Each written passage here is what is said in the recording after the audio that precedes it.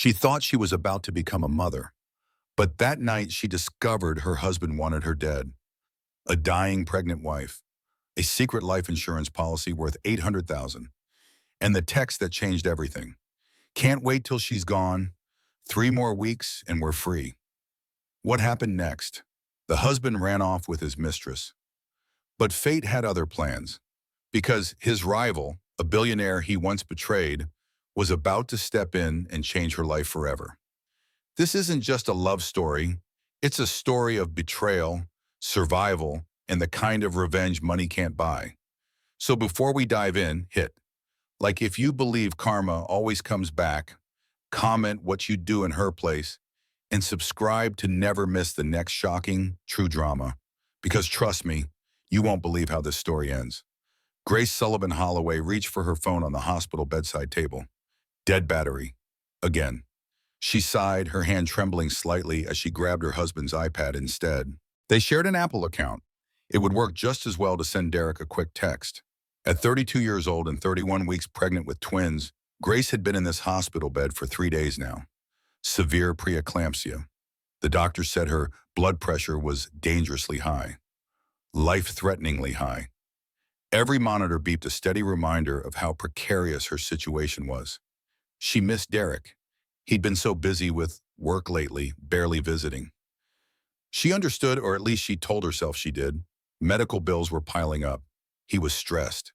She just needed to hear his voice, to feel less alone in this sterile room. Grace unlocked the iPad. A text notification popped up immediately from someone saved as V. Can't wait till she's gone. 3 more weeks, max, then we're free. Did you increase the policy like we talked about? Grace's hands went numb. The iPad nearly slipped from her grip. She opened the message thread with shaking fingers. Scrolled up. Her vision blurred as she read. Doctor says her blood pressure is critical. Could go either way during delivery. And if she doesn't make it, what happens to the payout? $800,000, tax-free. We split it and start fresh, baby. The heart monitor beside Grace's bed began beeping faster. She couldn't breathe, couldn't process what she was reading. This had to be a mistake, some kind of joke. Derek wouldn't, he couldn't, but the messages kept going. Weeks of them, planning, hoping, waiting. Grace's throat closed. She navigated to Derek's photos with trembling hands, found a hidden album she'd never seen before. Hundreds of photos loaded on the screen. Derek with a beautiful blonde woman. Romantic dinners, weekend getaways, hotel rooms, her hand on his chest, his lips on her neck. Intimate moments that made Grace's stomach turn. She checked the dates, all during her pregnancy, all during the months she'd been on bed rest, terrified for her baby's lives, alone in their house while Derek claimed he was working late. Grace opened his email app next, muscle memory, searching for something, anything to prove this wasn't real. An email from Life Secure Insurance sat at the top of his inbox. Policy number LS44298001 approved. Beneficiary, Derek Holloway. Insured, Grace Sullivan Holloway. Death benefit, $800,000. Effective date, 6 weeks ago. The room spun. Grace's heart monitor screamed louder. He wasn't just leaving her. He wasn't just cheating on her. He was waiting for her to die. Grace's best friend, Maya, burst through the door in scrubs, still on shift. Grace, your monitors went crazy. What's wrong? Grace couldn't speak. She just held out the iPad. Maya took it. Read. Her face went from concern to shock to pure rage in seconds. Oh my God. Grace. Oh my God. He wants me dead, Grace whispered. The words felt surreal coming out of her mouth. My husband wants me dead. Maya sat on the edge of the bed, careful not to jostle Grace. Grace, I need to tell you something. Last week, Derek came to the nurse's station. He asked to speak to Dr. Martinez privately. Grace looked up. About what? I wasn't supposed to hear, but I was right there. He asked about your prognosis, specifically about maternal mortality rates for severe preeclampsia. He asked when you'd be most vulnerable. Grace felt bile rise in her throat. And Grace, Maya continued, her voice shaking, he asked if we could delay the C-section, said he needed more time to prepare. Dr. Martinez refused, said waiting could kill you. The words hung in the air like poison. He tried to have my surgery delayed, Grace said slowly. He wanted to give the preeclampsia more time to kill me. Maya grabbed Grace's hand. We're not letting him win. You hear me? We're going to fight this. But Grace barely heard her. She was opening Derek's banking app, discovering that their joint account had been drained. Her $150,000 inheritance from her father, gone. Transferred 4 months ago to something called RS Capital. She Googled it. The company didn't exist. Credit card statements showed a $15,000 charge at Tiffany and Company 3 months ago. Grace had never received any jewelry. A weekend at the Rosewood Inn when Derek told her he was at a real estate conference. An $85,000 down payment on a BMW last month. They drove a 10-year-old Honda. I need to call my mom, Grace said, her voice hollow. She dialed. It was 11 at night, but June Sullivan answered on the second ring. Gracie, what's wrong? Grace broke down, told her everything through the text, the photos, the life insurance policy, the stolen inheritance. There was a long silence on the other end. I'm getting in the car right now, June said, her voice steel. Don't sign anything. Don't talk to him. I'll be there in 2 hours.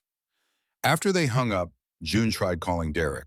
He declined the call, then texted, busy with work, important client, talk tomorrow. June opened the Find My Friends app. They'd all shared locations for years for safety. Derek's location showed the Rosewood Inn. June checked Instagram, found the woman from the photos. Vanessa Cole. Her most recent story, posted 20 minutes ago, showed champagne and candles with the caption, romantic staycation vibes, and a location tag, the Rosewood Inn. June called Grace back. Baby girl, I need you to listen to me. Your husband is with his mistress right now. While you're in the hospital, possibly dying, he's 20 miles away with another woman. Grace's monitors went wild again. Blood pressure spiking. 180 over 110. Dangerous levels. Dr. Martinez rushed in with a team of nurses. Grace, your blood pressure is critical. We need to calm you down or we're doing the C-section tonight. I can't calm down, Grace gasped through tears. My husband has been hoping I'd die. He wants me to die.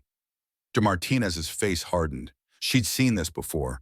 Financial abuse, reproductive coercion, intimate partner violence disguised as concerned husband behavior.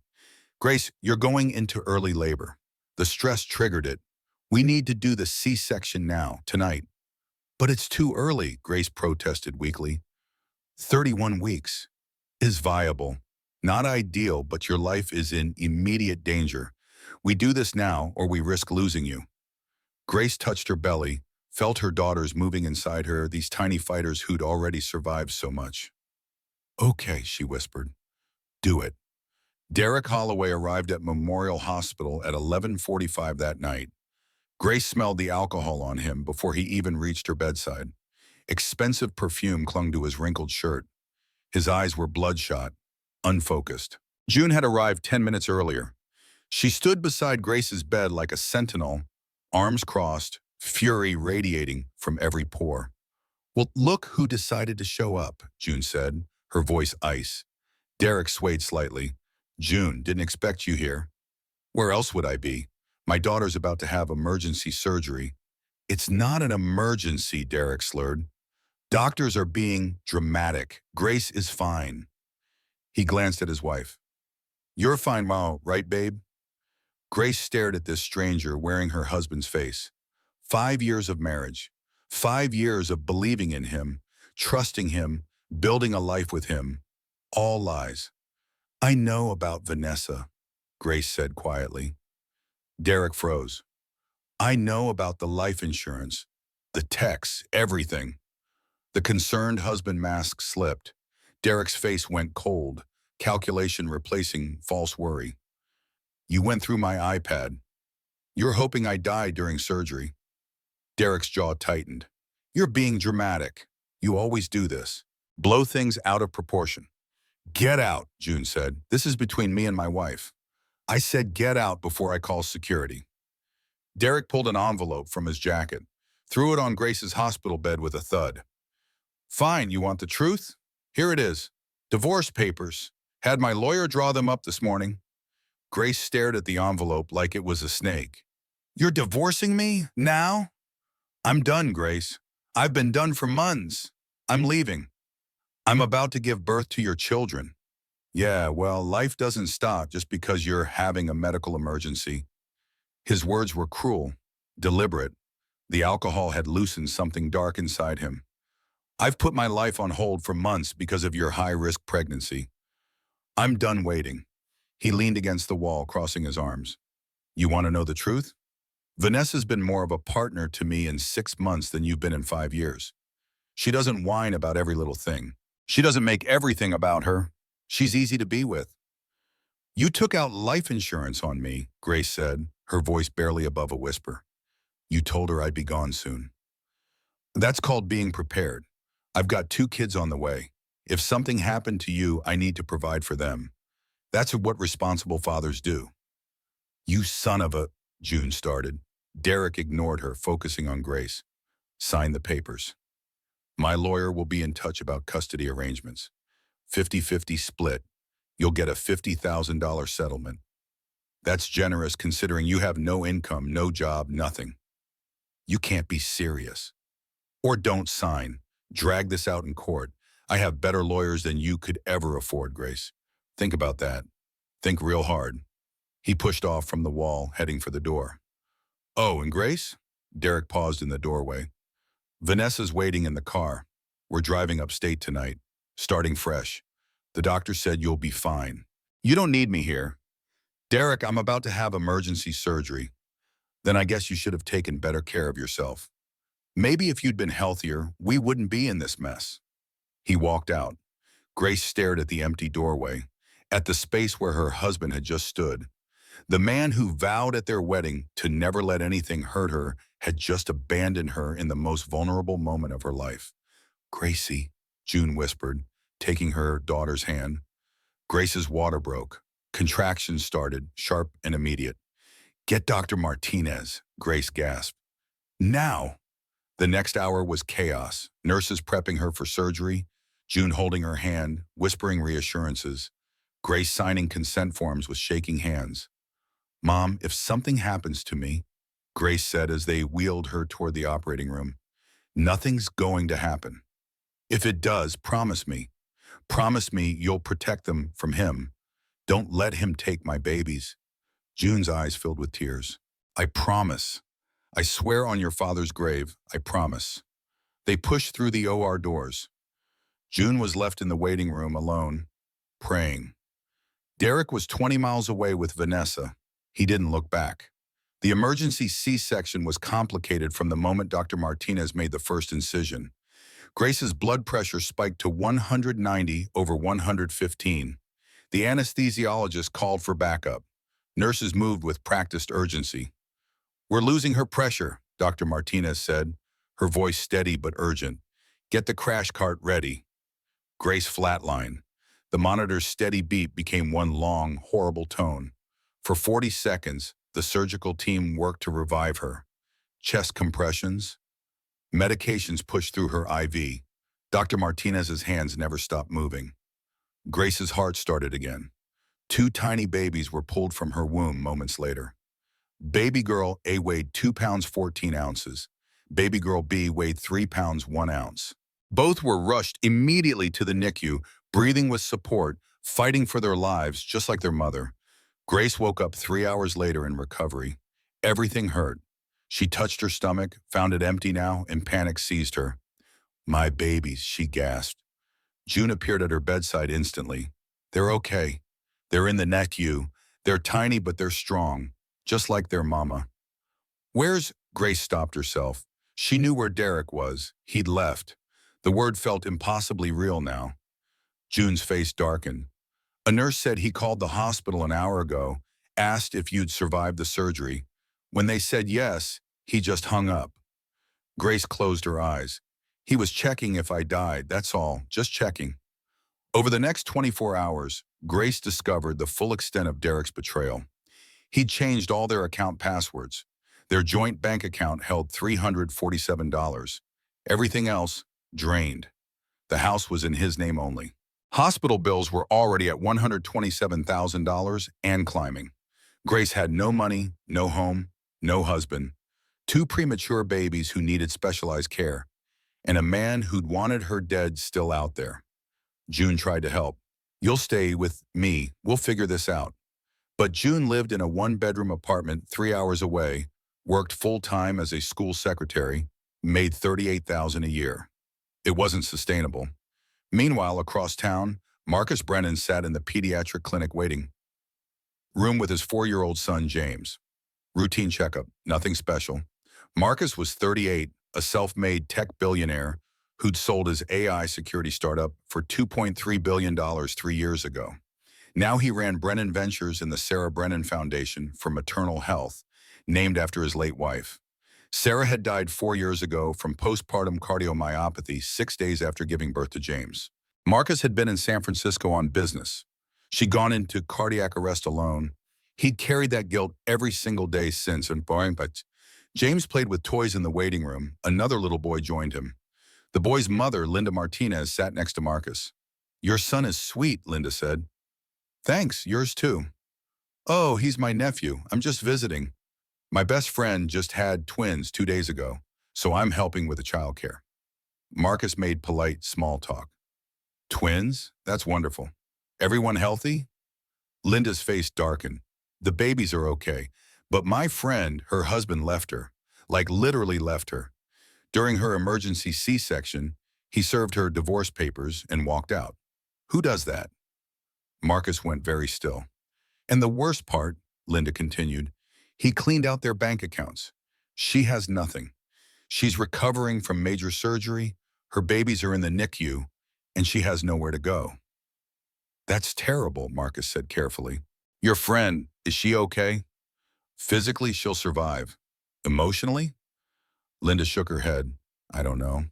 Her mom is with her, but God, men like that make me sick." "What's her husband's name?" "Derek something. Real estate developer. Thinks he's hot stuff. Derek Holloway, that's it." Marcus's blood ran cold. Derek Holloway. 6 months ago, Marcus and Derek had competed for the same major development deal, the Riverside Project, a $50 million commercial and residential development in downtown Manhattan. Marcus had bid $47 million. Derek had bid $45 million, but used underhanded tactics, spread false rumors about Marcus's company, bribed a city council member, leaked confidential details to the press. Derek won through corruption. Marcus had proof, emails, recorded conversations showing Derek's fraud. But he'd never used it. It was just business, he told himself. Not worth the energy. But Derek Holloway represented everything Marcus despised. Sleazy, unethical, cruel, and now this. Marcus sat in his car in the hospital parking garage afterward, unable to shake Linda's story. He made phone calls. Within an hour, he knew everything. Derek had embezzled $200,000 from a joint investment with Brennan Ventures. Marcus hadn't noticed. It was pocket change to him. Derek's company was drowning in debt, leveraged to the breaking point. There was an $800,000 life insurance policy on Grace, taken out 6 weeks ago. Derek had bought an $85,000 BMW for Vanessa Cole using marital funds. Derek was posting worried husband content on social media while Grace lay alone in the hospital. Marcus gripped his steering wheel. He told himself this was about justice, about stopping Derek, about recovering embezzled money. But deeper down, he knew the truth. This was about Sarah. Sarah had to go alone while Marcus was away.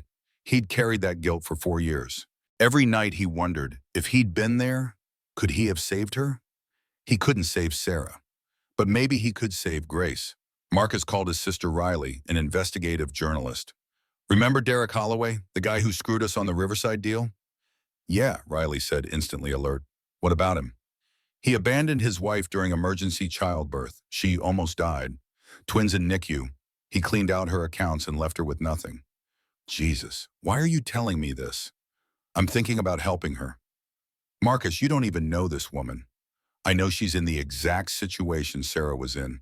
Vulnerable, alone with newborns who need her. This isn't about helping her. This is about your guilt over Sarah." "Maybe, but does it matter? She needs help. I can help. Riley sighed. This is a bad idea. You can't fix the past by saving strangers. Just help me figure out how to approach this, please. Riley recognized that tone. Marcus had made up his mind. That evening, Marcus sent an elaborate flower arrangement to Grace's hospital room. White lilies and roses. The card read, "Congratulations on your daughters. Wishing you strength and healing. A friend." June brought them to Grace's bedside. These just arrived. They're beautiful. Who are they from? Grace read the card. A friend. She had no idea who sent them. But for the first time in days, Grace felt something other than despair. Hope that maybe, somewhere, someone cared. Day 3 post-surgery. Derek showed up at the hospital for the first time since he'd walked out. He was showered, dressed nicely, carrying a designer diaper bag. He headed straight to the NICU with a photographer. Grace watched through the window as Derek held the twins for the first time ever while someone took professional photos. He smiled, played the doting father role perfectly. Maya stood beside Grace. He's posting those to Instagram, isn't he? Of course he is. Building his devoted father narrative before the custody fight. 20 minutes later, Derek entered Grace's room. They're beautiful, our daughters. Grace's voice was ice. Why are you here? I wanted to see you, talk about our situation rationally. He sat, pulled out paperwork. I had my lawyer put together a fair settlement. You get $50,000. I keep the house since it's in my name. Joint custody, 50-50 split. You sign an NDA, you don't talk to media about our marriage. Clean break. You divorced me 3 days ago while I was going into emergency surgery. I was under a lot of stress. I didn't handle it well. But Grace, we both know this marriage was over. Let's not drag this out. You stole my inheritance. You tried to have my surgery delayed. Derek's voice hardened. You're being emotional. Look at the facts. You have no job, no income, no place to live. I have a successful business, a home, resources. What do you think a judge will decide about custody? You abandoned your children. I took time to process. Now I'm here, ready to co-parent. Any judge will see I'm the stable option. He leaned forward. Take the deal, Grace, or I'll bury you in legal fees. My lawyer costs $800 an hour. Can you afford that? Can your mom? Grace's hands shook with rage and fear. You have 48 hours. Sign or we go to war. Your choice, Rosayam. He left the papers on her bedside table and walked out. After he left, Grace and June sat in silence. Maybe I should take it, Grace said quietly. 50,000 is more than I have now, and 50-50 custody means I get to keep them half the time. Gracie, no. What choice do I have, Mom? He's right. I have nothing. At least this way I don't lose them completely. Maya entered, overhearing this. Grace, don't you dare. You survived his betrayal. You survived surgery. You're going to survive this. You're not giving up. I don't know how to fight him. I don't know. Then we figure it out. Together. For a moment, Grace felt hope. Maybe with Mom and Maya, I'll figure it out. That hope lasted exactly 2 days. Day 5 post-surgery, a process server arrived at Grace's hospital room. Grace Sullivan Holloway? Yes? You've been served. He handed her an envelope and then left. Grace opened it with shaking hands. Emergency custody motion filed by Derek Holloway seeking immediate temporary full custody of minor children. Court-ordered psychiatric evaluation of Grace Sullivan Holloway. Supervised visitation only for Grace. The allegations made Grace's blood run cold. Grace suffers from severe, untreated postpartum depression and psychosis. She is financially unstable with no housing or income. She has no support system capable of caring for medically fragile infants. Derek has grave concerns for the twins' safety if left in Grace's care. Grace made threats of self-harm. Every single allegation was a complete fabrication. The worst part? Derek had gotten an ex parte hearing scheduled for 48 hours from now, without Grace present. If Grace didn't appear with proof of stable housing, proof of income, a psychiatric evaluation clearing her, and a custody attorney, Derek would be granted temporary full custody by default. And in family court, temporary custody often became permanent. Grace read the motion, then read it again. Her hands shook so badly she dropped the papers. What is it? June asked. Grace couldn't speak, just handed it to her mother. June read, her face going from confusion to horror to fury. This is insane. He's lying. You never threatened self-harm. You're not mentally unstable. It doesn't matter. Grace's voice was hollow. He's going to take them. We'll fight this.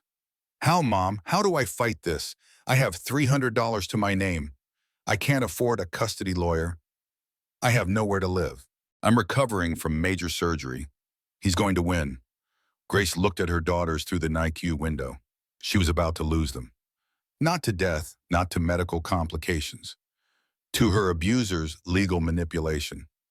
I survived dying in childbirth, Grace whispered, but I can't survive losing them. I can't. This was Grace's lowest point. She saw no way out. Across town, Marcus Brennan had been watching from a distance. He saw Derek's Instagram posts, saw the process server enter Grace's room. He'd followed Derek's lawyer to a coffee shop and accidentally overheard him bragging on the phone. Yeah, the emergency motion is airtight. She's got nothing. No money, no lawyer, no case. We'll have full custody by Monday. Easiest $50,000 I've ever made. Marcus's decision crystallized. This wasn't about Derek anymore. This wasn't even about Sarah. This was about stopping a predator from destroying a vulnerable woman and stealing her children.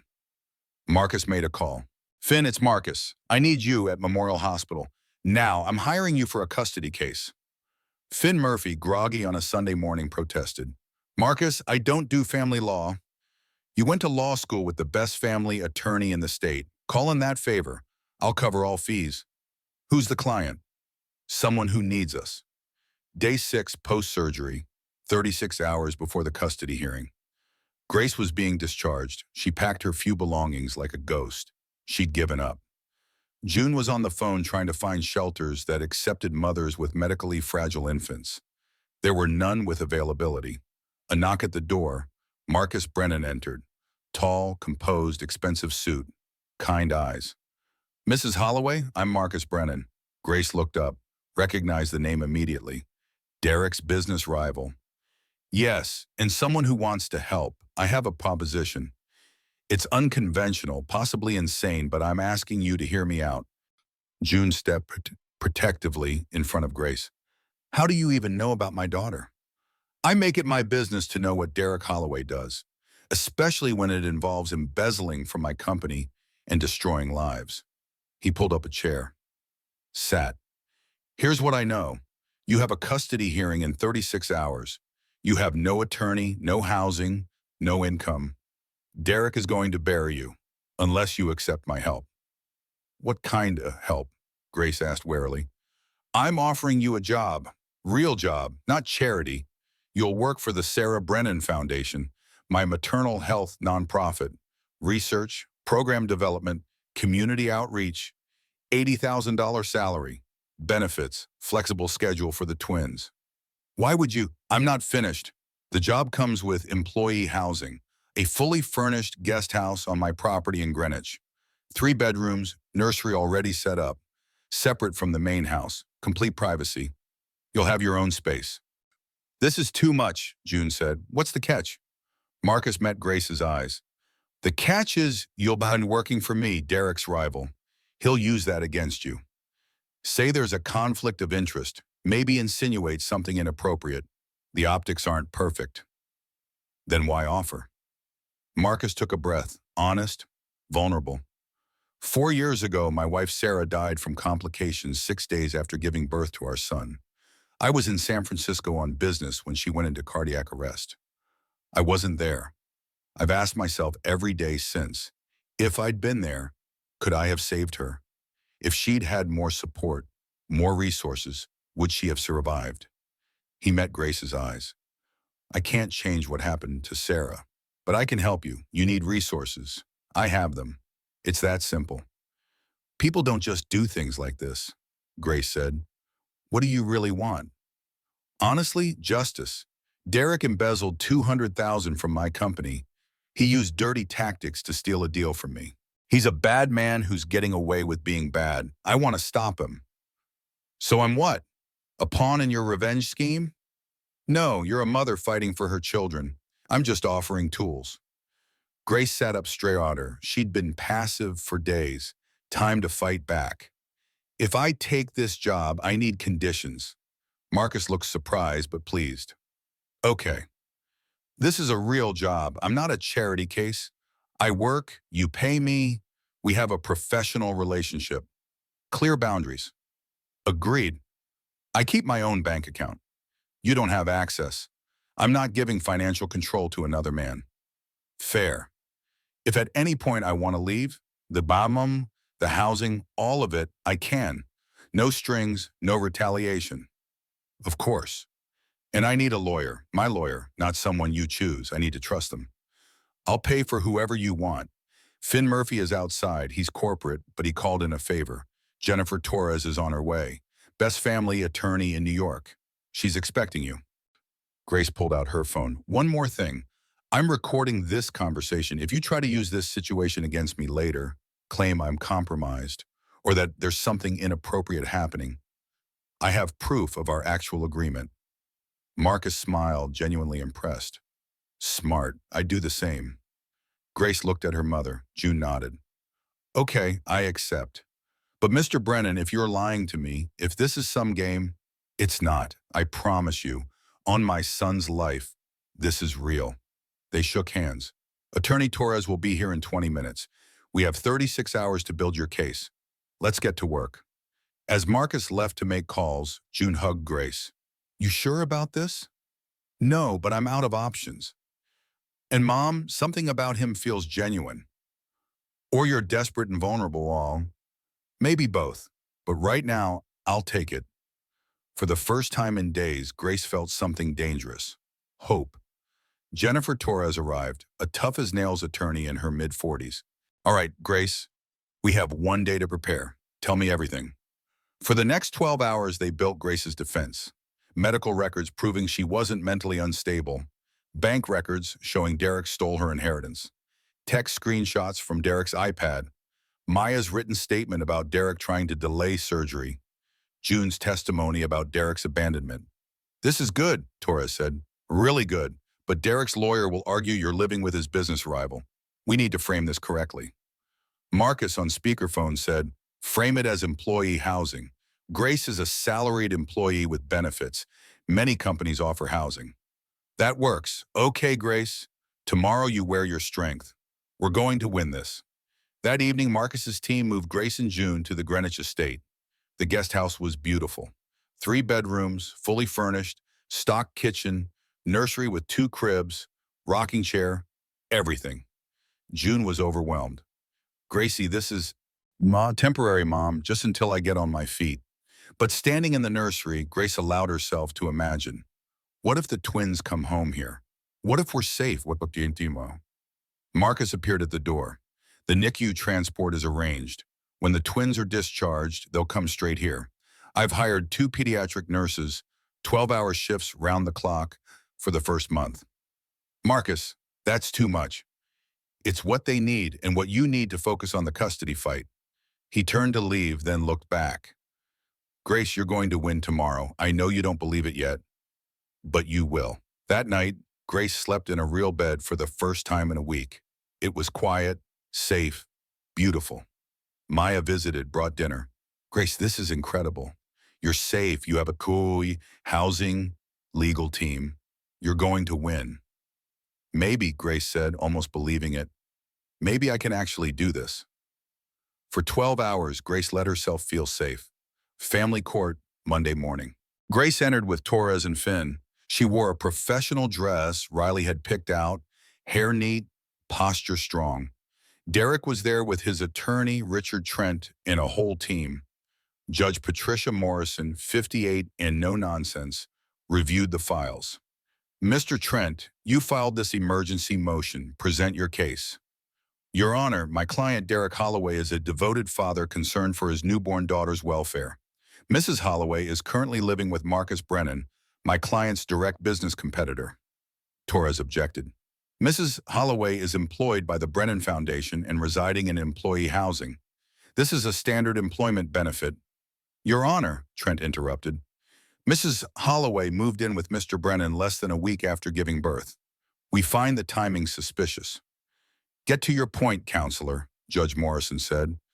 We believe there was a pre-existing relationship between Mrs. Holloway and Mr. Brennan.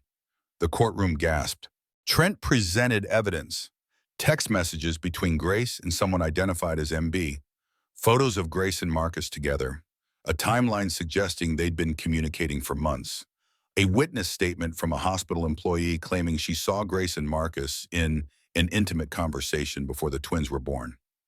Your Honor, Trent said, we believe Mrs. Holloway became pregnant through IVF, then immediately began an affair with Marcus Brennan.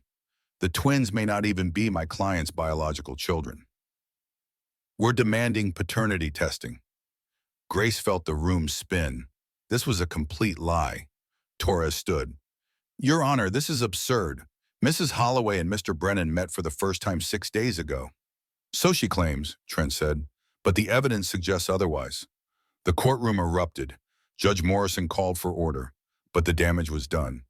During recess, Grace discovered Derek had leaked the affair story to media. Local news was running, dying wife's affair with husband's rival. Vanessa posted on Instagram, playing victim. I was helping Derek through his wife's betrayal, and now I'm the villain? Marcus's business partners were calling him. The foundation's board was concerned about optics. Grace found Marcus in the hallway. I'm so sorry, I'm destroying your reputation. Don't. This is what Derek does. He lies and manipulates. We'll prove it's false. How? Those texts look real. The photos? We'll find a way. But Grace saw doubt flicker across his face. I should leave. Move out. End my employment. This is ruining your life too. You're not leaving. We fight this. But Grace knew the truth.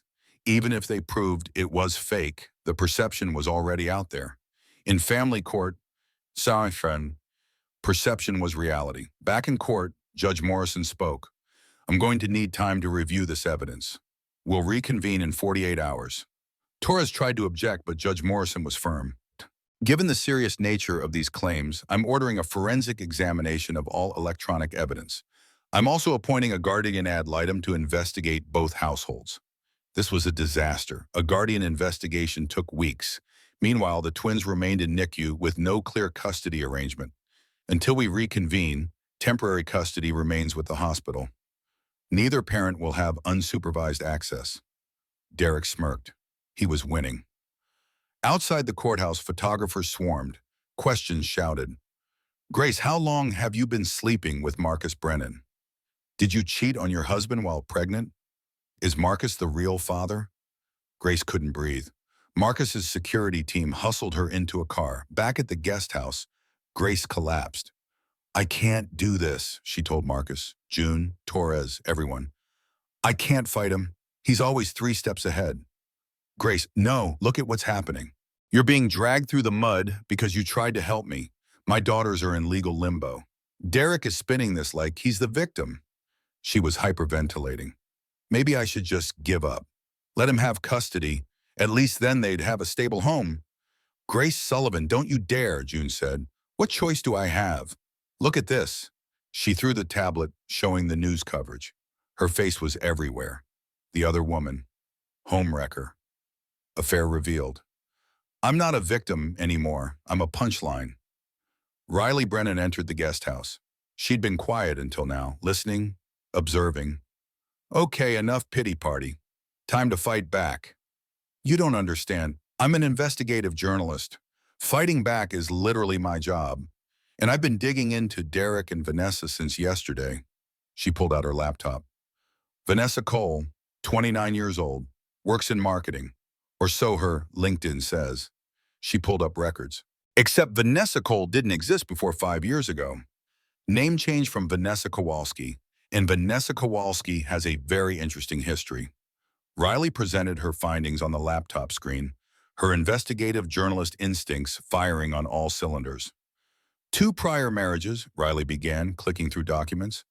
Marriage 1, age 22, Robert Harrison, investment banker, married 11 months. Divorced after Vanessa got a $200,000 settlement for emotional distress. She pulled up court documents, bank transfers, witness statements. Marriage 2, age 25, Christopher Wade, senior VP at a tech company, Married 14 months. Divorced after Vanessa got a $400,000 settlement claiming financial abuse. Grace leaned forward, studying the pattern. Both wealthy men? Both very wealthy, Riley confirmed, and both were going through major stressful career periods when they met Vanessa. Harrison was dealing with a hostile takeover at his firm. Wade was being investigated by the SEC, though he was later cleared. Vanessa swooped in during their most vulnerable moments, played the supportive girlfriend, then the devoted wife, then the victim when things ended. Marcus crossed his arms. She's a professional. More than that, Riley said. I found sealed juvenile records in Ohio. I couldn't access the details, but the dates suggest fraud charges when she was 17. Her social media is carefully curated, multiple accounts for different audiences. There's the public Vanessa Cole, fashion and lifestyle influencer. Then there's a private account under a different name where she's clearly involved with someone else. Someone else? Grace asked. Not Derek. Definitely not Derek. Guy's name appears to be Jason something. I found text message screenshots on a cloud backup she didn't know was synced. She's been telling this Jason that Derek is just a business arrangement, that she'll be done with him soon and they can finally be together. June shook her head in disgust. So she's playing everyone. That's her pattern, Riley said. Target wealthy, vulnerable men, become exactly what they need. Extract money, move on. Derek was just her latest mark.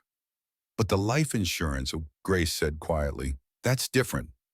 That's not just extracting money from a divorce. That's murder for profit, Torres finished, or at least conspiracy to commit, which is why we need to be very careful about how we present this. Marcus stood, pacing. Oh, so what's the plan? Riley's eyes gleamed with that particular look she got when she had someone exactly where she wanted them. I'm going to get close to her, make her think I'm a journalist doing a sympathetic piece. Women unfairly vilified by bitter wives. She'll eat it up. That's dangerous, Marcus protested. If she suspects, I've gone undercover with war criminals in Syria. I've interviewed cartel leaders in Mexico. I can handle a small-time con artist from Ohio. Grace felt a flicker of hope for the first time since the courthouse disaster. You really think this will work? Riley met her eyes. Grace, people like Vanessa have one fatal flaw. They can't resist bragging when they think they're safe, when they think they've won. All I have to do is make her feel like she's already won, and she'll tell me everything. Over the next 36 hours, Riley executed her plan with precision. She contacted Vanessa through Instagram, posing as a freelance journalist working on a piece about women who get unfairly caught in the crossfire of messy divorces. Vanessa responded within an hour, eager to tell her side of the story. They met at an upscale wine bar in Tribeca. Riley wore the part, designer jeans, expensive blouse, statement jewelry. Looking successful enough to be legitimate, but approachable enough to be trustworthy. Vanessa arrived 15 minutes late, making an entrance. Blonde hair perfectly styled, designer dress, confident walk. She was beautiful in that calculated way that came from knowing exactly what worked and using it ruthlessly. Riley? Vanessa extended her hand. So nice to meet you. Thanks for agreeing to talk, Riley said, shaking her hand. I know this must be a difficult time. You have no idea. Vanessa sat, ordered an expensive Chardonnay. I've been absolutely crucified online. Grace's supporters have been sending me death threats, all because I fell in love with the wrong man. Riley's phone sat on the table, recording app hidden behind a notes app. New York's one-party consent law meant this was completely legal. Tell me how you met Derek, Riley prompted. Vanessa launched into her story, how Derek had come into the marketing firm where she worked, how he'd been so unhappy in his marriage, how Grace was cold, distant, focused only on her work. All lies. But Vanessa told them with such conviction that Riley could see how men fell for it. Derek told me Grace was having an affair, Vanessa said, sipping her wine. That's why he finally worked up the courage to leave. He found out she was sleeping with his business rival. Marcus Brennan? Exactly, Derek was devastated. But he wanted to do the right thing, try to work it out for the babies. But Grace just got more and more unstable. Riley nodded sympathetically, letting Vanessa build her narrative. The first meeting was all about establishing trust. The second meeting happened 2 nights later. Same bar. This time, Riley ordered a bottle of expensive wine. Got Vanessa talking, loose, comfortable. "Can I be honest with you?" Vanessa said, leaning in conspiratorially. "Off the record?" "Of course, this is just background. I want to understand the real story." "Derek and I, we're not actually that serious." Vanessa laughed. "I mean, he thinks we are. But the guy's broke. Did you know that? His company is drowning in debt. I thought there'd be actual money there, but there's nothing." Riley's heart rate increased, but she kept her face neutral. "Then why stay?" Vanessa looked around, making sure no one was listening. "The life insurance. Grace had this high-risk pregnancy, right? Derek said the doctors told him she might not make it. So we took out this policy. 800,000. "That's a lot of money," Riley said carefully. 60-40 split, my favor." Vanessa grinned. "I know it sounds terrible, but Grace was dying anyway. Derek was just being practical. If something happened during delivery, we'd get the payout, pay off his debts, start fresh." Riley's hand tightened on her wine glass. "But she didn't die." "No." Vanessa's face twisted with frustration. "She survived. Barely, but she survived. So we had to pivot." "Pivot how?" "The custody battle. If Derek gets full custody, he'll get child support from Grace. Plus, we can sell the story. Single dad, raising twins after his wife betrayed him. I've already got a literary agent interested. Derek doesn't know it yet, but I'm the one who came up with the affair angle. The texts, the photos, all of it." Riley kept her voice steady. "You fabricated evidence?" "Photoshop is amazing these days," Vanessa said, laughing. "You can make anything look real. Grace never cheated. She was too busy dying in that hospital bed. But Derek needed a narrative, and I gave him one." "That's brilliant," Riley said, playing along. "You're not recording this, are you?" "Of course not," Riley lied smoothly. "Off the record, remember? Just trying to understand the full picture." Vanessa relaxed, ordered another glass of wine. "Honestly, I'm already planning my exit strategy with Derek. There's this guy, Jason, I've been seeing on the side. Once the custody thing is settled and Derek gets some money, I'll get my cut and disappear. Derek will never even see it coming." "He has no idea you're playing him?" "Men like Derek never do. They're so desperate to be the hero in their own story that they can't see when someone's writing a different ending." Riley stayed another hour, getting more details, more admissions, more proof that Vanessa had orchestrated everything. When she finally left the bar, Riley sat in her car and listened to the recording 3 times, making sure every word was clear. She had her. 48 hours later, the custody hearing reconvened. The courtroom was even more packed than before. Media everywhere. The story had gone viral. Dying wife's alleged affair with husband's rival. Grace sat at the plaintiff's table with Torres and Finn, trying to project confidence she didn't feel. The past 2 days of media coverage had been brutal. Social media had already tried and convicted her. Derek sat across the aisle with Trent, looking smug. Vanessa sat in the gallery behind him, supportive girlfriend playing her part perfectly. Judge Morrison entered. Everyone stood. "Be seated, Mr. Trent. Please continue your presentation." Trent stood, confident. "Your Honor, we have additional evidence of the inappropriate relationship between Mrs. Holloway and Mr. Brennan. Text messages from Grace's phone showing." Torres interrupted. "Your Honor, before Mr. Trent continues, the defense would like to present new evidence that directly relates to the credibility of all evidence presented by the plaintiff." Trent looked annoyed. "Your Honor, this is highly irregular." "I'll allow it," Judge Morrison said. "Ms. Torres, proceed." Torres stood, remote control in hand. "Your Honor, I'd like to play an audio recording obtained legally under New York's one-party consent statute. The speaker is Vanessa Cole, Mr. Holloway's girlfriend and alleged witness to some of the claims made in this case." She pressed play. Vanessa's voice filled the courtroom, crystal clear. "Derek and I were not actually that serious. I mean, he thinks we are. But the guy's broke. His company is drowning in debt. I thought there'd be actual money there." The courtroom erupted in whispers. Judge Morrison banged her gavel. The recording continued. "The life insurance. Grace had this high-risk pregnancy. Derek said the doctors told him she might not make it.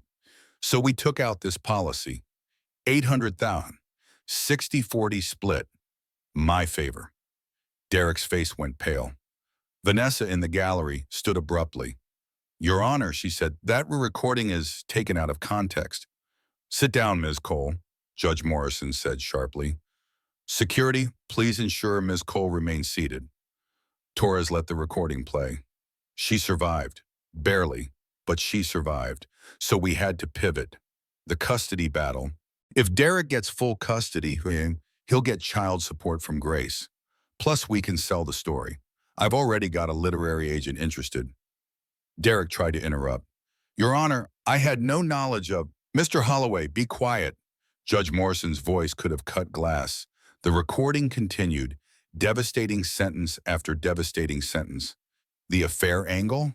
I came up with that. The texts, the photos, all of it. Photoshop is amazing.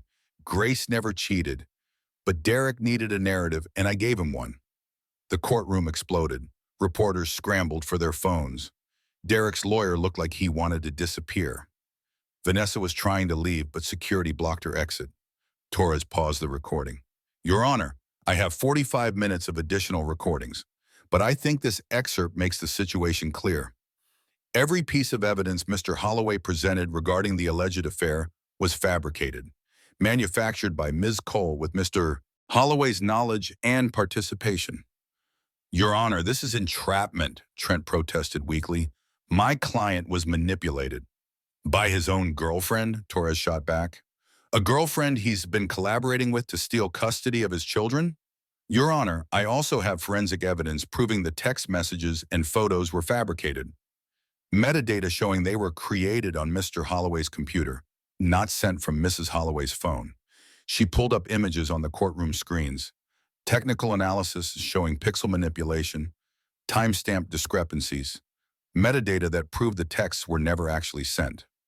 I have bank records showing Mr. Holloway embezzled $200,000 from Brennan Ventures, Mr. Marcus Brennan's company.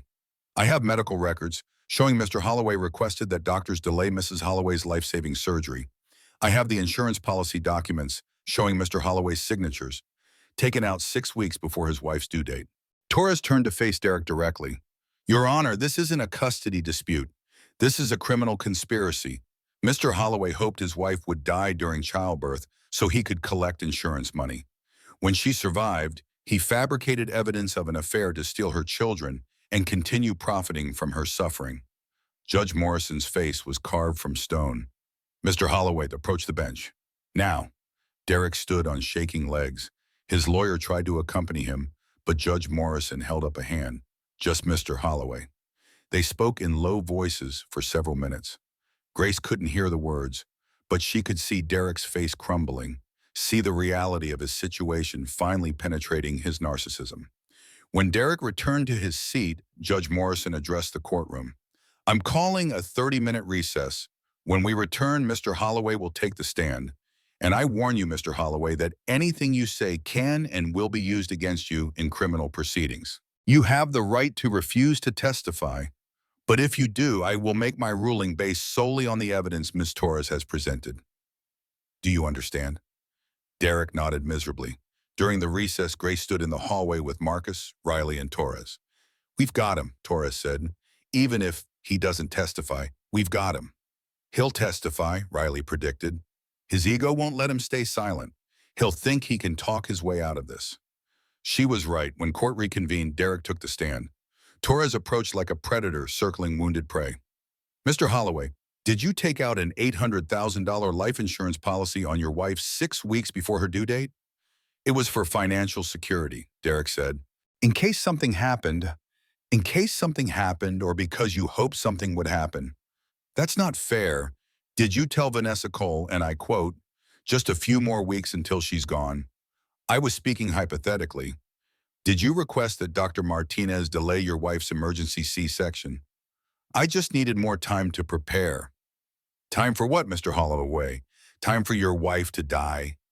No, time for the preeclampsia to worsen? Time for her blood pressure to spike high enough to cause a stroke or seizure? I wanted to be ready for the babies. You wanted to be ready to collect $800,000. Derek's composure shattered. He stood up in the witness box, face red. She was supposed to die. The doctor said she probably wouldn't make it. I was just planning ahead. That's not a crime.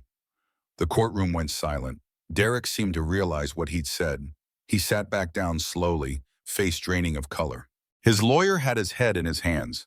Torres let the words hang in the air for a long moment before speaking. No further questions, Your Honor. Judge Morrison removed her glasses, cleaning them slowly. When she spoke, her voice was quiet but deadly. Mr. Holloway, in my 25 years on this bench, I have seen many terrible things. Abuse, neglect, violence, but I have never, in all my years, seen such calculated, cold-blooded cruelty as what you have displayed in this courtroom. She put her glasses back on. You didn't just abandon your wife. You hoped she would die. You planned for it. You ensured her life and then took active steps to increase the likelihood of her death by requesting delays in life-saving medical treatment. When she survived, you fabricated evidence to destroy her character and steal her children. You have shown no remorse, no humanity, no decency whatsoever. Derek opened his mouth. Judge Morrison held up her hand. I don't want to hear another word from you. Here is my ruling. Mrs. Grace Sullivan Holloway is granted full legal and physical custody of the minor children. Mr. Derek Holloway is granted no visitation rights pending completion of a full psychological evaluation. Mr. Holloway will pay all of Mrs. Holloway's legal fees, which I'm informed exceed $150,000. Mr. Holloway will pay child support in the amount of $6,000 per month.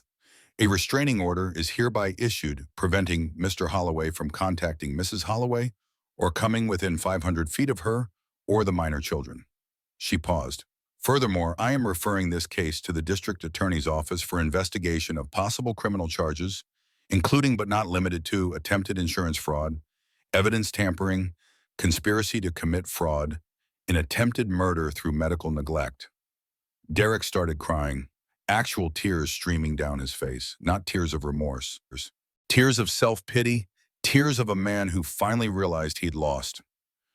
Mr. Holloway, you are lucky you are not being arrested in this courtroom right now. Get out of my sight. Security escorted Derek out. He was sobbing openly, stumbling, broken. Vanessa tried to leave with him, but two police officers stopped her. Ms. Vanessa Cole, you're being detained for questioning regarding evidence tampering and conspiracy to commit fraud. Vanessa's perfect mask cracked. This is ridiculous. I want my lawyer. You'll get your phone call at the station. Please come with us. As they led Vanessa out, she locked eyes with Grace. For just a moment, the beautiful, confident woman disappeared, and Grace saw the scared girl from Ohio underneath. The girl who'd learned early that men with money were just marks to be exploited. The girl who'd turned her trauma into a weapon. Grace almost felt sorry for her. Almost. But then she thought about the life insurance policy. The fabricated text. The plan to steal her children. The moment of sympathy passed. Grace turned to Torres, to Marcus, to her mother. They were all smiling, some crying, all relieved. We won, Grace whispered. We actually won. You won, Torres corrected. You fought and you won. Grace looked at her daughters through the courtroom window. Emma and Lily, safe in the courthouse nursery, oblivious to the battle that had just been fought for their future. She'd survived Derek's betrayal. She'd survived dying in childbirth. She'd survived the custody battle. And now, finally, she could start living. 3 months after the trial, Grace sat in Dr. Lisa Reynolds' office for her weekly therapy session. The office was comfortable, not sterile. Soft lighting, plants in the corners, a couch that actually felt like a couch instead of a piece of medical furniture.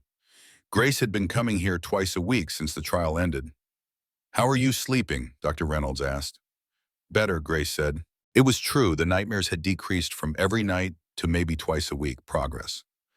And the anxiety? Grace thought about it honestly. Still there, but more manageable. I'm not having panic attacks every time someone knocks on the door anymore. Dr. Reynolds nodded, making notes. She was in her late 40s, with gray-streaked hair. She didn't bother dyeing, and glasses that made her look perpetually thoughtful. Grace trusted her in a way she hadn't trusted anyone in a long time. Tell me about your week, Dr. Reynolds said. Grace talked about work. The foundation was going well. She'd successfully launched a new program connecting high-risk pregnant women with emergency housing. She'd written a grant proposal that secured $200,000 in additional funding. She'd given a presentation to the board that made Marcus proud. "You're thriving at work," Dr. Reynolds observed. "I am," Grace agreed. "It feels good, meaningful. Like I'm taking everything I went through and using it to help other women." "And how does that feel, using your trauma productively?" Grace considered. "Empowering, but also exhausting sometimes. Every woman I help, I see myself. Every story I hear, I relive pieces of my own. That's normal. Trauma work is hard even when it's healing. Are you taking care of yourself?" "Trying to.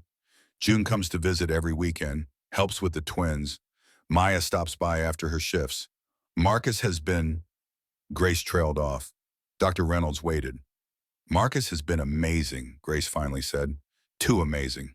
And that scares me." "Why does it scare you?" "Because I'm developing feelings for him, real feelings. And I don't know if they're real or if I'm just grateful. How do I know the difference?" Dr. Reynolds leaned back. "Grace, you've asked me this question in various forms for the past 8 weeks. What do you think the answer is?" "I don't know. That's why I'm asking you." "I think you do know. You're just afraid of the answer." Grace felt frustration rising. "I trusted Derek. I thought I loved Derek. Look how that turned out. Derek lied to you from the beginning. He manipulated you, isolated you, financially abused you.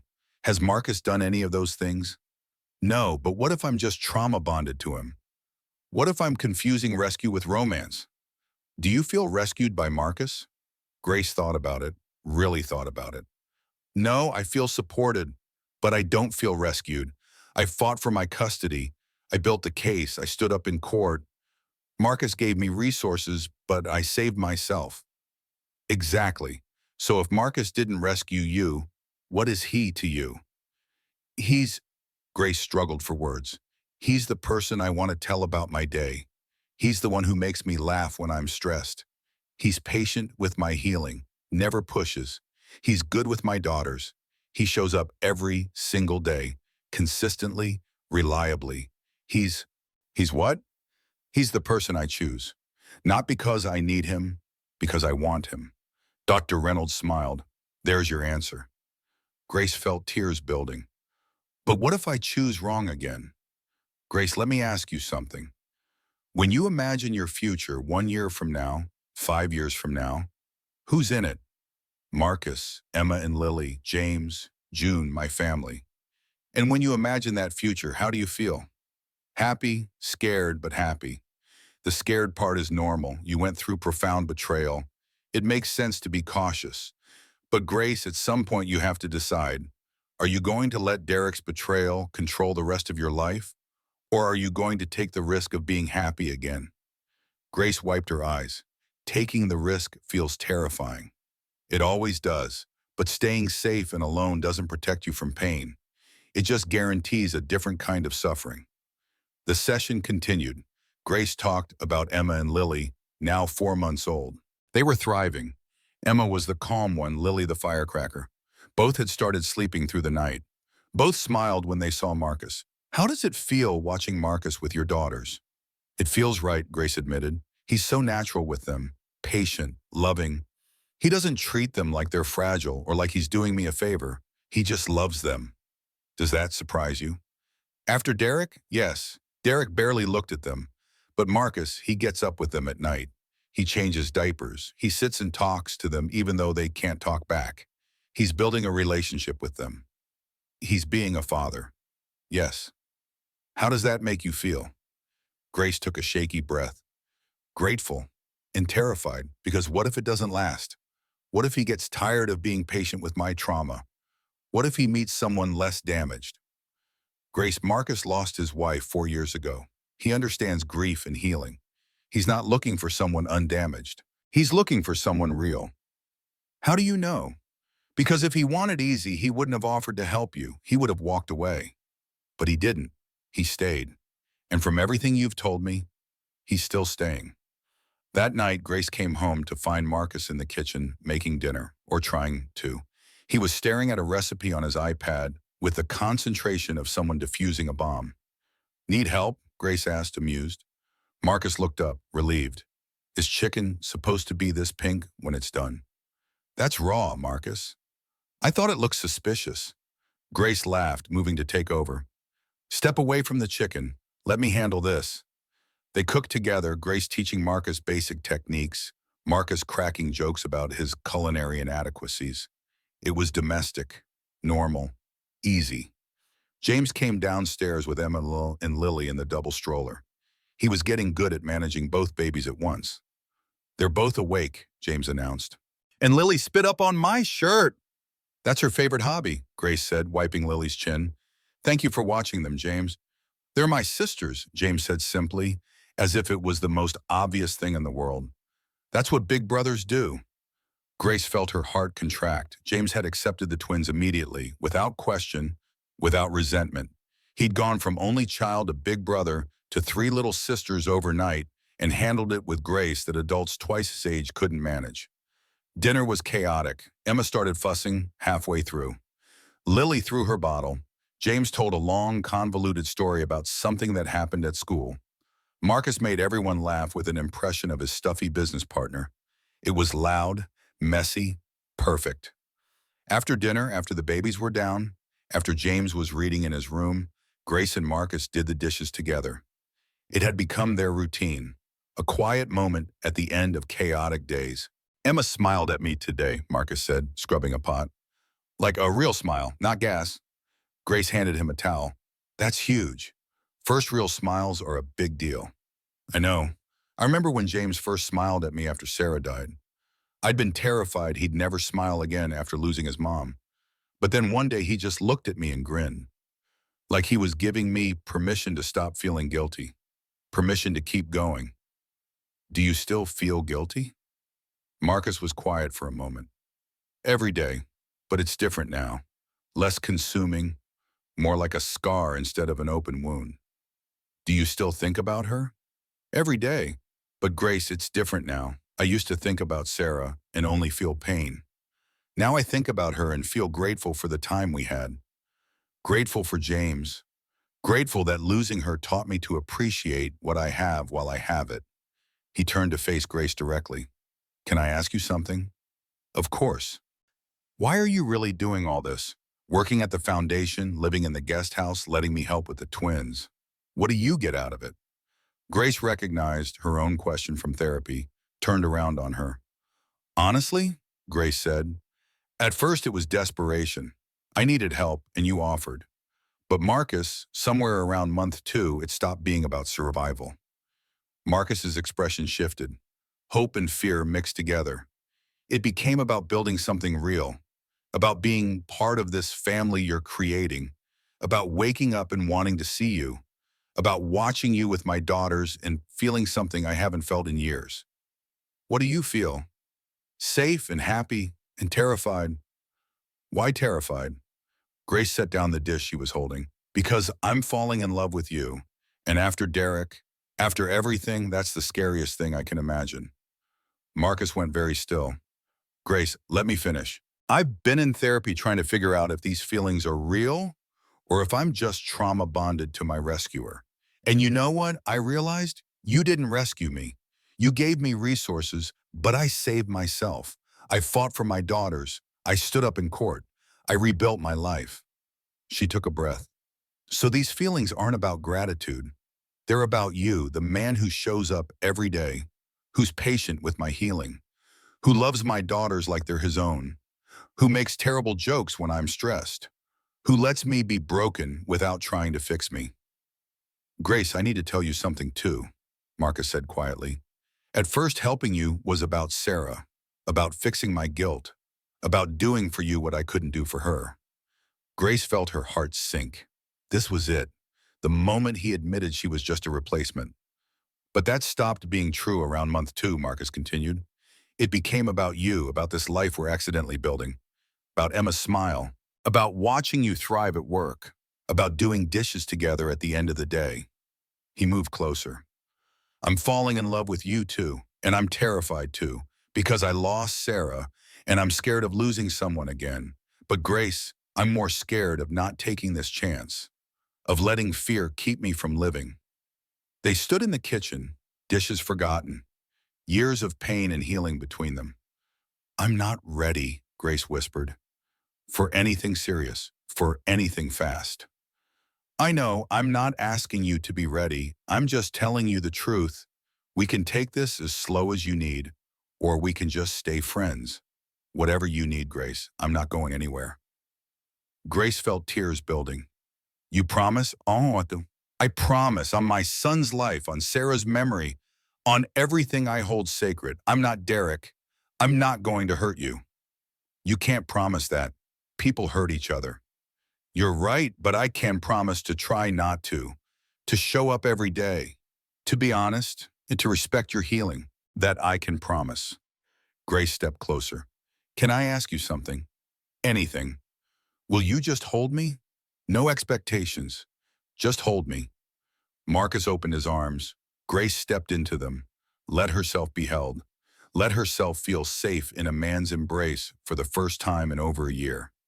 They stood there for a long time, not kissing, not making promises about the future, just being present in the moment. Two broken people learning to be whole again. Thank you, Grace whispered. For what? For being patient, for not pushing, for letting me be scared. Always, Grace. Always. That night, lying in bed in the guest house, Grace thought about the conversation, about Marcus's confession, about her own feelings. She was falling in love with him. That was terrifying. But Dr. Reynolds was right. Staying safe and alone didn't protect her from pain. It just guaranteed a different kind of suffering. Maybe it was time to take the risk, to choose happiness even if happiness was scary, to build something real instead of hiding from anything that might hurt. Grace picked up her phone, texted Marcus.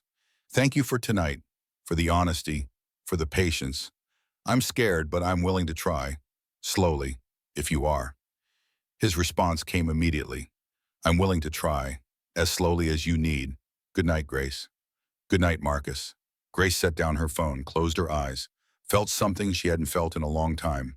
Hope for the future, not just survival, not just safety, but actual hope for happiness. And that, she realized, was its own kind of healing. 1 year after the trial, Marcus proposed properly. It was a Saturday morning. The twins, now 18 months old, were playing. James was at a friend's house. Grace, can you come here for a second? Marcus called. Grace walked into the living room. Marcus was on one knee holding a ring. Marcus, what are you? Grace Sullivan Holloway, I'm not asking you to marry me because you need me or because I need you. I'm asking because I choose you. Every single day I choose you. Will you choose me back? Yes. Yes, of course, yes. But Grace had one condition. Marcus, I need to do this right. I don't want to rush. I want to marry you because I love you, not because it's expected or it's convenient. Can we take our time? We have all the time in the world. 6 months later, they held a small ceremony in the garden of Marcus's estate. 50 guests, June, Maya, Riley, Finn, Torres, James, the twins now 2 years old in adorable flower girl dresses. Grace wore a simple, elegant white dress. Marcus wore a navy suit. Grace's vows came first.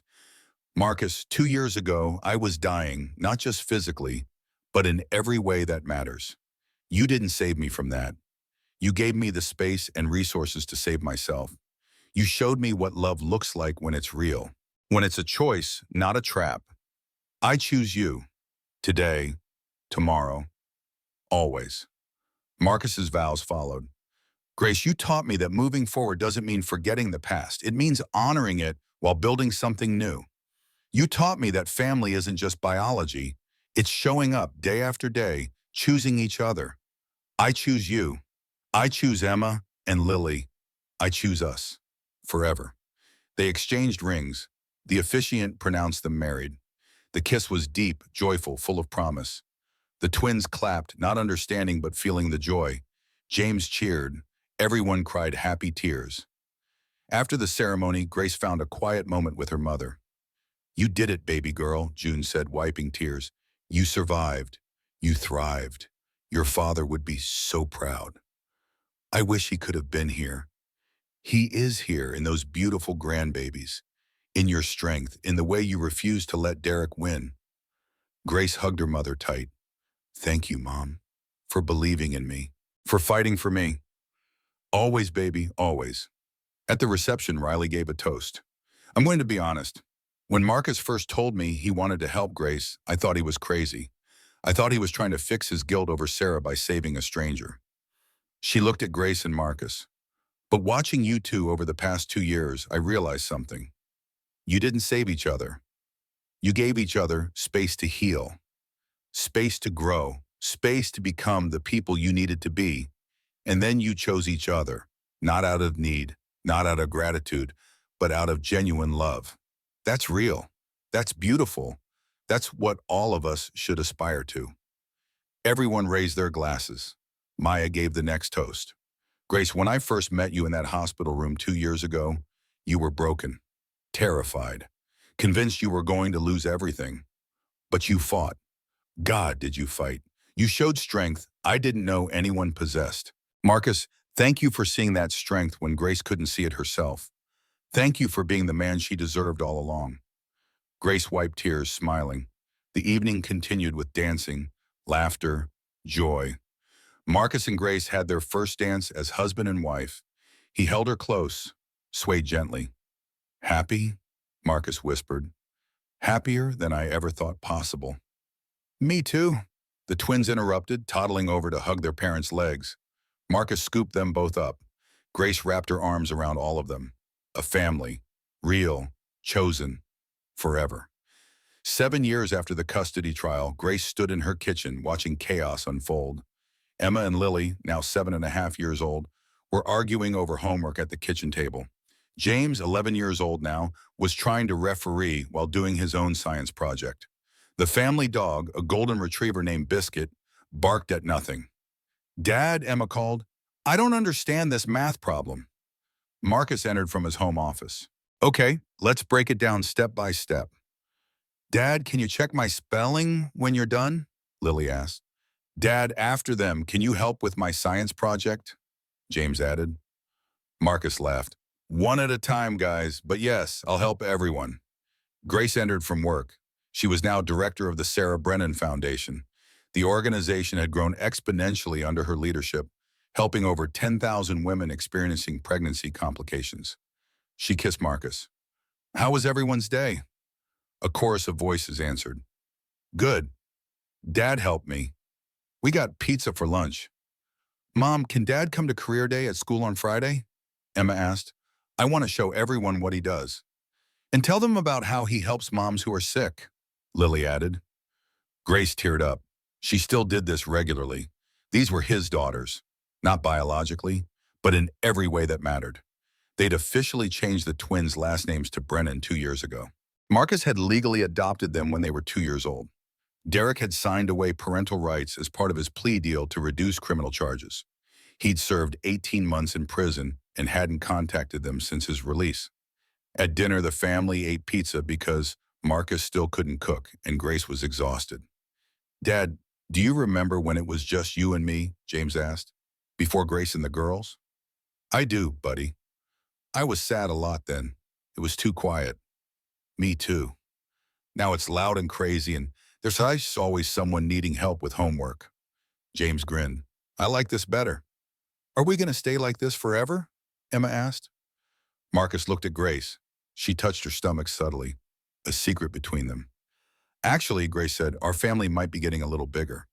The kids went wild. Another baby? When? Is it a boy or a girl? Marcus looked shocked, then happy. You're sure?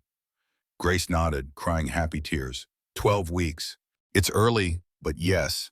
Marcus pulled her into a hug. The kids piled on. Chaotic, joyful family hug. Later that night, after the kids were asleep, Grace and Marcus sat on the porch. The same porch where so much of their story had happened. Another baby, 4 kids. Are we crazy? Marcus asked. Grace laughed. Absolutely, but it's a beautiful kind of crazy. 7 years ago, I thought my life was over when Sarah died. I was just existing, going through motions. 7 years ago, I thought I was dying in that hospital. And in a way I was. The old Grace died, but this Grace, she gestured to the house, the family inside. This Grace is living. We both got second chances. We got better than that. We got something we didn't even know we needed. They watched through the window. James was reading to the twins in their room, a bedtime story. The girls were giggling, interrupting him with questions. I love you, Marcus said. I love you too. Thank you for showing me what real love looks like. Thank you for letting me. They sat in comfortable silence, hands intertwined, watching their life, the one they'd built together from broken pieces. Grace thought about everything that had brought her here. Derek's betrayal, the life insurance policy, the emergency surgery, Marcus's unexpected offer, the custody battle, the fabricated affair, the courtroom victory. Every moment of pain, every moment of fear, every moment she thought she couldn't survive had led her here, to this porch, to this man, to this family. Sometimes the worst betrayals lead to the best transformations. Sometimes losing everything means gaining what you actually need. Sometimes the person who saves you is the one you save right back. Grace didn't believe in fate or destiny, but she believed in choice. She believed in fighting. She believed in second chances earned through courage and hope, and refusing to give up even when giving up seemed like the only option. Inside the house, Emma's voice drifted out. Daddy, can you read one more chapter? Marcus squeezed Grace's hand. Duty calls. Go. I'll be here. Always? Always. Marcus went inside to his children. All three of them, soon to be four. Grace stayed on the porch a moment longer, watching the stars, thinking about her father who'd walked her down the aisle at her first wedding. Thinking about Sarah, Marcus's first wife, whose foundation had become Grace's life's work. Thinking about the woman she used to be lying in that hospital bed, terrified and alone. That woman survived. That woman fought. That woman refused to let Derek win.